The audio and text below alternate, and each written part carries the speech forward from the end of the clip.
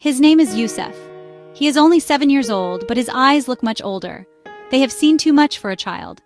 Yusuf does not dream of new toys or playing football in the streets with his friends anymore. His dreams are now very simple, very small. He dreams of a full loaf of bread, just one. One that his mother does not have to break into tiny pieces to share with his 3 siblings.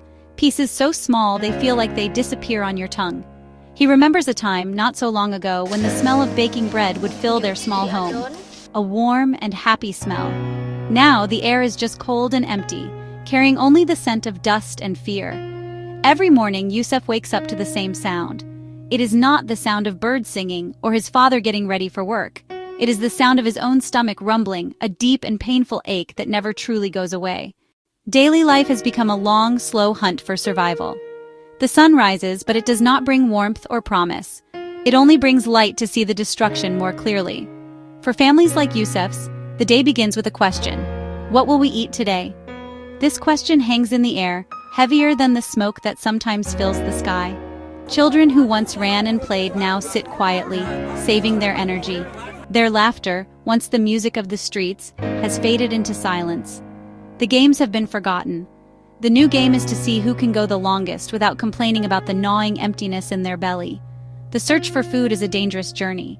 Markets that were once full of colorful fruits, vegetables, are now empty, their stalls broken and splintered. The few vendors who have something to sell ask for prices that no one can afford. A single bag of rice can cost more than what a person used to earn in a month, so people search elsewhere. They look through the rubble of destroyed buildings, hoping to find a forgotten can of beans, a bag of flour buried underneath. They risk their lives every single day, walking through unsafe streets, just for the small chance of finding something to feed their children for one more night. The hunger affects more than just the body. It affects the mind. It affects the spirit. Amal tries to teach her children at home, to tell them stories of the world outside their city. It is important to understand that this famine is not a natural disaster. It is not like an earthquake or a flood that no one could predict. The hunger in Palestine is man-made. For a famine to happen, 2 things must occur. First, there must be a lack of food available. Second, people must not be able to get to the food that does exist. In Palestine, both of these things are true. The war and the blockade are the main causes. They are why tables like Yusuf's are empty and cupboards are bare. Farms have been bombed, fields turned into craters of dirt and dust. Olive groves that were family sources of pride have been burned or bulldozed. Fishing boats are not allowed to go far out to sea. Fish are plentiful farther out. The ability to grow food and fish in their own waters has been systematically taken away. Very little food is produced inside Palestine. They must rely on food from the outside, but getting food in is incredibly difficult. Imagine a big wall around your city with only a few gates. These gates are the crossing points for trucks carrying food and medicine, but they are often closed. Even in the darkest of times, the human spirit finds a way to shine. Stories of struggle are many, but so are stories of hope and courage. I hear of a woman named Fatima. Her bakery was destroyed and she lost all her equipment, but she managed to save a large bag of flour. Instead of keeping it for her own family, she built a small oven out of mud and rubble in the street.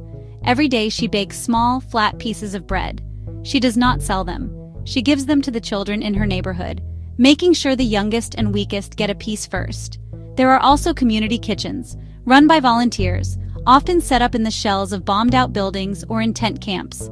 People bring whatever they have, a few onions, a handful of lentils, some spices. They pool their resources together to cook one large pot of soup or stew. These kitchens become more than just a place to get food. They become community centers. Hope can also be found in the small acts of defiance against despair. A group of teenagers started a small garden on a roof, using broken buckets and saved seeds, rationing water carefully. It is a small garden, but a powerful act of hope. Just as critical as the search for food is the desperate search for clean water. The two are connected. Without water, you cannot cook the little food you might find. Without water, you cannot stay healthy.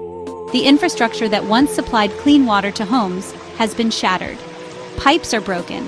Water purification plants have been damaged or run out of fuel.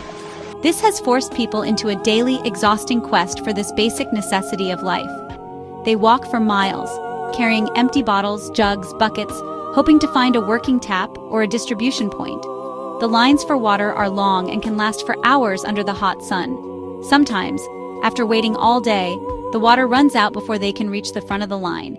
They must then walk home with their empty containers, knowing they will have to try again the next day. The water they do manage to get is often not clean. It might come from agricultural wells or other unsafe sources.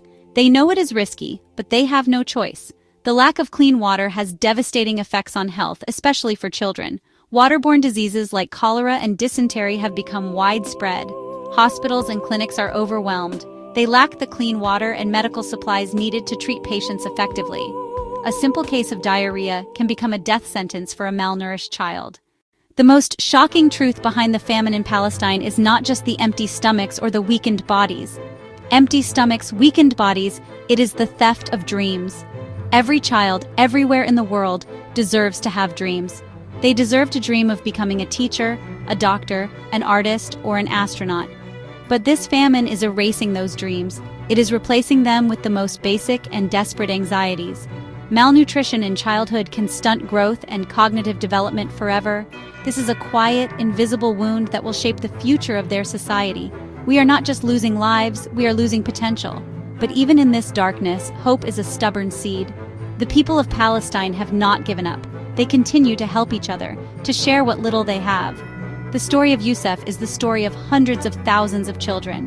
His dream of a single loaf of bread must become our shared mission. Let us work together to turn that dream into a reality and ensure no child ever has to know the pain of famine again. They want the right to live with dignity. They want to rebuild their homes, replant their fields, and send their children to school without fear. This is not too much to ask. It is the fundamental right of every human being. We must call on our leaders to demand an end to the blockade and ensure humanitarian aid can reach everyone who needs it without delay. Your voice is powerful. Support organizations on the ground. Do not look away.